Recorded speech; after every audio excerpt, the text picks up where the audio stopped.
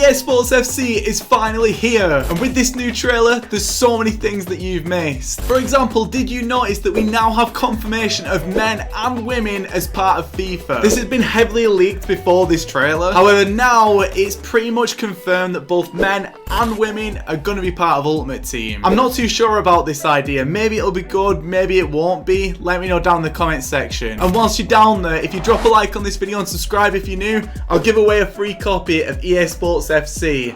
Make sure to go and do that. And if you want to build the best team possible in FIFA 23, make sure to go and buy some coins from Mule Factory. Use that code LE5CHEAP. Like I mentioned at the start of this video though, we've now seen the trailer for EA Sports FC. This was the first taste of what we will be getting for the new game. It's also confirmed that the exclusive reveal will be on the 13th of July. And you already know that I'll definitely be making a video on that. But in this video, what I wanted to do was go through the trailer step by step and break it down as much as possible to sort of show off what it is that's even going to be coming in this game. So starting off with the first one, it's pretty much confirmed that crowds and stadiums will be updated for EAFC. As you'll be able to see from this short clip right here, there is actually pyros in the stadiums, which is something that we've seen in football for years. If you've ever been on an away day before, you already know that if you score a last minute winner, someone somewhere is setting off a flare. It's just always happening. And it's nice to see that EA are going to incorporate this for EA Sports FC. I think it'll add a new level of immersion that we've not seen before. There are new crowd animations, which isn't a big thing, but we've already seen this as part of FIFA 23 so far. EA recently released a Women's World Cup mode as part of FIFA, and in a previous video I actually showed off that this is actually sort of leaked some parts of EA Sports FC, and in that game mode there's new crowd animations. There's basically a whole host of different things going on in the crowd now,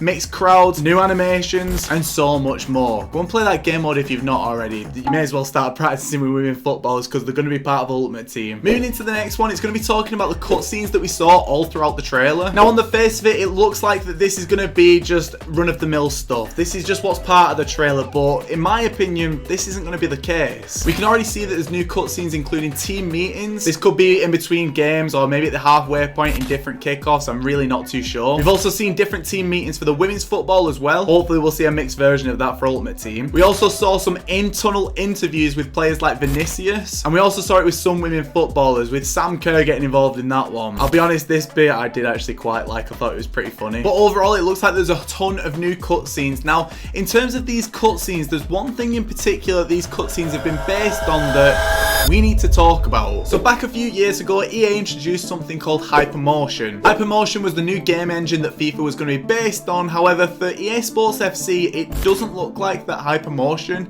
is going to be part of the game, because at the start of the trailer, it actually mentioned that some of these animations were powered by Frostbite. Now, if you don't know what Frostbite is, it was the game engine that was used a few years ago before EA changed to Hypermotion. Hypermotion was supposed to be the brand new experience for FIFA, and Frostbite was no more, but it looks like that EA have maybe gone back to Frostbite. Now, I don't know if that means that Hypermotion was maybe linked to FIFA, and maybe that means now that we have to go back to a different game engine. So it means potentially that the gameplay will revert back to that of FIFA 21, FIFA 20, FIFA 19. I've not really seen anyone talking about this online, and for me it's a pretty big point because this is the game engine. This is basically how the game is going to feel. So why is no one talking about it? I'll be honest, in FIFA 23 I really didn't mind the gameplay too much. I thought it was much better than FIFA 22 and FIFA 21, so I'm hoping that Frostbite now is maybe a bit more refined. Maybe they've been working on it for longer.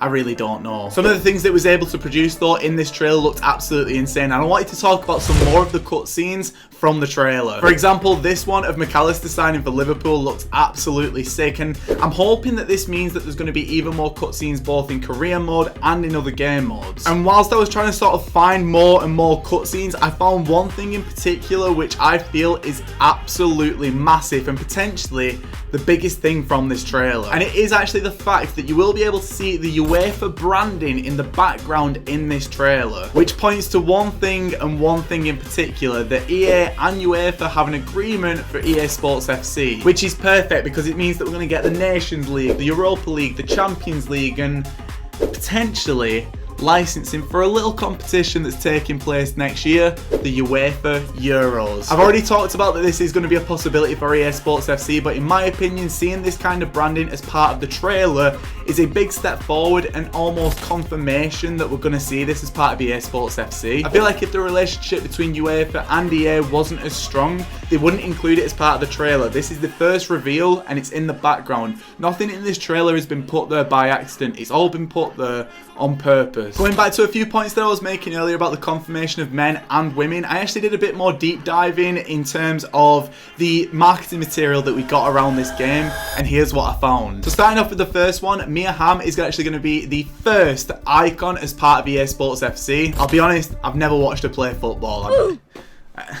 I want to give you more, but there's no point me lying or just reading something off Google. Like, I don't know who this is. In addition to that as well, Alex Scott is also confirmed to be a hero as part of EA Sports FC. And if you go onto the landing page for this new game, there's a whole host of different things that you'll be able to find. And all you need to do is scroll through this landing page and you'll be able to see some of the upcoming icons for EA Sports FC. As you'll be able to see, I was scrolling through and I managed to find that Cruyff was going to be an icon in this game, Drogba was going to be in there, Zidane was going to be in there. There's so many icons that are already confirmed as part of this game. Some that we probably already knew about, but it really doesn't matter. I'll leave a link to this in the description if you want to go and have a look around. If you want to find out any more extra info about this game, I'd highly recommend it. Again, they wouldn't be included as part of the trailer, the cover, or anything like that if they didn't have a big part to play in this game. Like, EA aren't putting them on there if they're not going to be featured in the game. That was all I could really find when I went onto the landing page. There have been a few leaks that have come out about the game, but I want to talk about those in a few different videos, maybe a bit later on. But one leak in particular, which is pretty much confirmed, is talking about the pricing for EA Sports FC, and I'll be honest, boys,